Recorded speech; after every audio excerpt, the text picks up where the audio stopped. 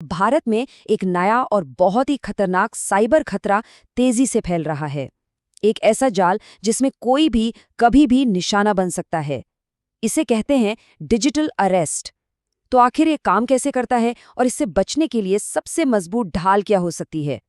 आइए आज इसी खतरनाक जाल को समझते हैं। जरा सोचिए, एक अनजाने नंबर से कॉल आए और दूसरी तरफ से कोई ये शब्द बोले। बस इसी एक लाइन से दिल में दहशत बैठ जाती है। और ये कोई मजाक नहीं है, ये एक बहुत ही सोची समझी मनोवैज्ञानिक चाल की पहली सीढ़ी है, जिसका सिर्फ एक ही मकसद है, किसी की मेहनत की कमाई को लूटना।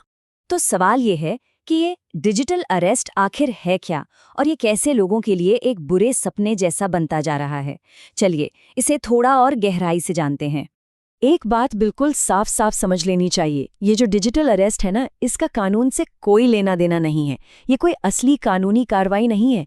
ये पूरी तरह से एक साइकोलॉजिकल ट्रैप है, एक दिमागी जाल। कोई भी पुलिस या सरकारी एजेंसी किसी को स्काइप या व्हाट्सएप पर गिरफ्तार नहीं करती। मतलब ये 100% एक धोखा है। और इसका असर वो तो चौंकाने वाला है। सिर्फ इसी एक स्कैम के जरिए पूरे भारत में लोगों से सैकड़ों करोड़ रुपए ठगे जा चुके हैं। ये कोई छोटी मोटी घटना बिल्कुल नहीं है। ये एक संगठित अपराध है जो किसी को भी अपना अगला शिकार बना सकता है। अब यहाँ एक दिलचस्प बात है। ये धमकियां जितनी भी पर्सनल और डरावनी क्यों ना लगें, स्कैमर्स असल में कुछ गिनी चुनी स्क्रिप्ट्स का ही इस्तेमाल करते हैं। अगर कोई भी इन कहानियों के पैटर्न को पहचान ले तो वो इनके जाल में फंसने से पहले ही खुद को बचा सकता है। देखिए, उनकी सबसे आम कहानियां ये 3 हैं। पहली, कुरियर स्कैम, जिसमें ये कहा जाता है कि किसी के नाम से भेजे गए पैकेज में ड्रग्स या हथियार जैसी कोई गैरकानूनी चीज मिली है। दूसरी, केवाईसी स्कैम, जहां आधार या पैन को किसी बड़े फाइनेंशियल फ्रॉड से जोड़ दिया जाता है। और तीसरी, ये आरोप कि किसी का फोन नंबर अवैध गतिविधियों के लिए इस्तेमाल हुआ है। हर कहानी थोड़ी अलग लगती है, पर मकसद सबका एक ही है, डराकर काबू में करना। तो चलिए अब इन स्कैमर्स के काम करने के तरीके को, उनकी पूरी प्लेबुक को करीब से देखते हैं। वे एक बहुत ही सिस्टमैटिक प्लान फॉलो करते हैं और एक बार अगर कोई इस प्लान को समझ जाए तो उनका पूरा खेल सामने आ जाता है। ये पूरी प्रक्रिया आमतौर पर 4 स्टेप्स में होती है। सबसे पहले वे फेडेक्स या आरबीआई जैसी किसी जानी मानी संस्था का नाम लेकर कॉल करते हैं। दूसरा, वे तुरंत एक बहुत ही गंभीर और झूठा आरोप लगा देते हैं। तीसरा, वे वेरिफिकेशन के नाम पर वीडियो कॉल पर आने के लिए मजबूर करते हैं और परिवार वालों से बात करने से भी रोकते हैं। और आखिर में जब इंसान पूरी तरह डर जाता है, तब वे मामले को सुलझाने के लिए पैसों की मांग करते हैं। और ये बात सबसे जरूरी है, ये कोई टेक्निकल हैकिंग नहीं है। वो किसी का फोन हैक नहीं कर रहे हैं, वो किसी के दिमाग को हैक कर रहे हैं।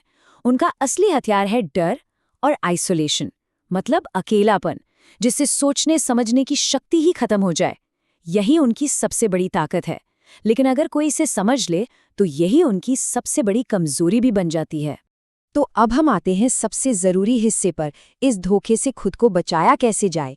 आइए उन साफ साफ रेड फ्लैग्स पर ध्यान दें जो तुरंत बता देते हैं कि ये कॉल पूरी तरह से नकली है। यकीन मानिए, ये जानकारी ही सबसे बड़ा बचाव है। देखिए, सच और झूठ के बीच का फर्क बिल्कुल साफ है। स्कैमर्स स्काइप पर पूछताछ करते हैं, जबकि असली पुलिस एक ऑफिशियल नोटिस भेजकर पुलिस स्टेशन बुलाती है। स्कैमर्स यूपीआई से पैसे मांगते हैं, लेकिन कोई भी सरकारी एजेंसी फोन पर पैसे नहीं मांगती। स्कैमर्स वकील से बात करने से मना करेंगे, जबकि हमारा कानून हर किसी को कानूनी सलाह का अधिकार देता है। इस फर्क को समझना ही सबसे बड़ी सुरक्षा है। तो बस इन 3 नियमों को हमेशा याद रखना है। अगर कोई फोन पर पूछताछ के लिए वीडियो कॉल पर आने को कहे तो ये एक स्कैम है। अगर गिरफ्तारी से बचने के लिए यूपीआई से पैसे मांगे जाएं तो ये एक स्कैम है। और अगर किसी को भी किसी से भी बात करने से रोका जाए तो ये यकीनन एक स्कैम है, इसमें कोई शक नहीं है। तो ठीक है, अब सबसे जरूरी बात पर आते हैं। अगर ऐसा कोई कॉल आ ही जाए तो उस वक्त करना क्या चाहिए? यहाँ एक सीधी साधी 3 स्टेप की एक्शन प्लान है। ये समझना बहुत जरूरी है कि ऐसी सिचुएशन में नॉलेज ही सबसे बड़ी पावर है।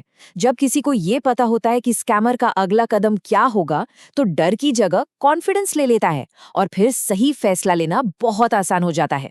तो ये है 3 स्टेप डिफेंस प्लान। पहला और सबसे अहम कदम, जैसे ही जरा सा भी शक हो तुरंत कॉल काट दें और उस नंबर को ब्लॉक कर दें। दूसरा, घबराहट में सबूत नहीं मिटाने हैं। कॉलर का नंबर, मैसेज और उनके दिखाए गए किसी भी नकली दस्तावेज का स्क्रीनशॉट लेकर रखें। और तीसरा, बिना देर किए cybercrime.gov.in पर जाकर एक ऑफिशियल शिकायत दर्ज करें। और हाँ, एक और बहुत पावरफुल टूल है। सरकार के संचार साथी और चक्षु पोर्टल्स पर ऐसे फ्रॉड नंबर्स की रिपोर्ट की जा सकती है। ऐसा करने से न सिर्फ अपना बचाव होता है, बल्कि उन सिम कार्ड्स को ब्लॉक करवाकर हम दूसरों को भी इस खतरे से बचाने में मदद करते हैं। आखिर में ये याद रखना बेहद जरूरी है, इन अपराधियों का इकलौता हथियार है डर। जैसे ही कोई घबराहट की जगह शांति और लॉजिक से काम लेता है, उनका सारा कंट्रोल खत्म हो जाता है। किसी भी अनजान कॉल पर भरोसा करने से पहले हमेशा जानकारी को खुद से वेरीफाई करें। तो अब सवाल ये उठता है कि इस जानकारी से लैस होने के बाद अगर अगली बार ऐसा कोई कॉल आता है तो किसी की प्रतिक्रिया क्या होगी? इस जानकारी को अपने परिवार और दोस्तों के साथ शेयर करना बहुत ज़रूरी है, क्योंकि इस डिजिटल खतरे के खिलाफ जागरूकता ही हमारा सबसे बड़ा हथियार है। सुरक्षित रहिए और सतर्क रहिए।